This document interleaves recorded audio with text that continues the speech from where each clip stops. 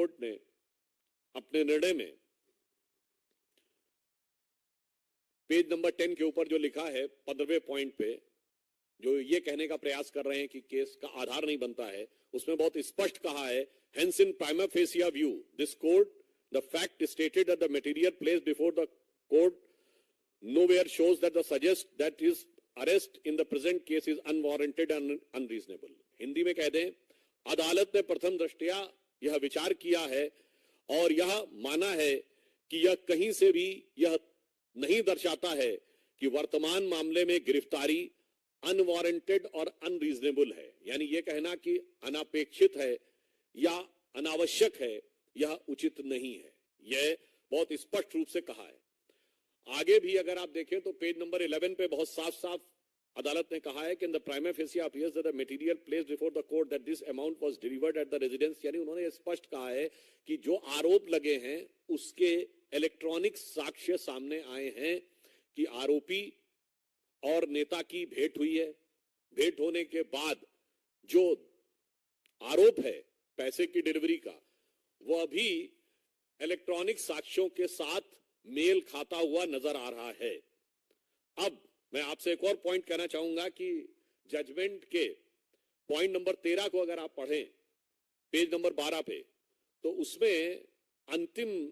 2 लाइनों में कोर्ट ये कहता है, though the veracity of these statement will be tested during the course of trial only but for the purpose of investigation and such statement has to be believed and taken into consideration.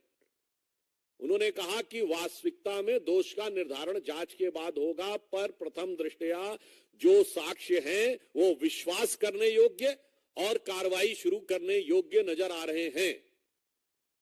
तो अब इसमें कोई किंतु परंतु का scope नहीं है। आगे भी बिंदु क्रमांक 14 में कोर्ट कहता है, the material placed before the court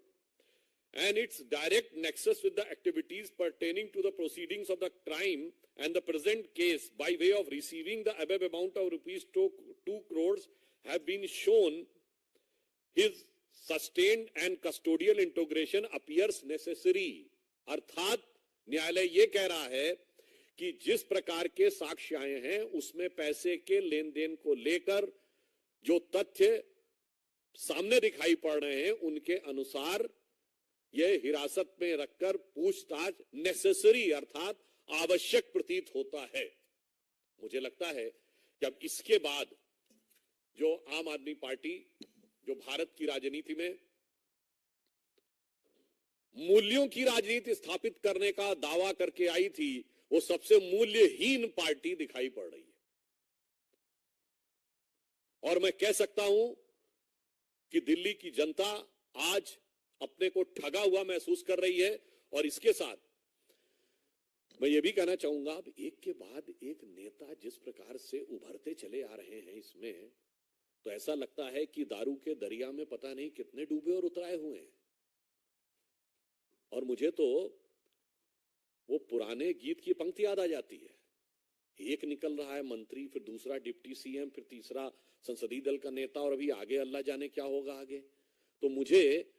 वह पंक्ति याद आती है, जिसको देखो वही आज मदहोश है। आज तो ये दीवाना गजब ढा गया।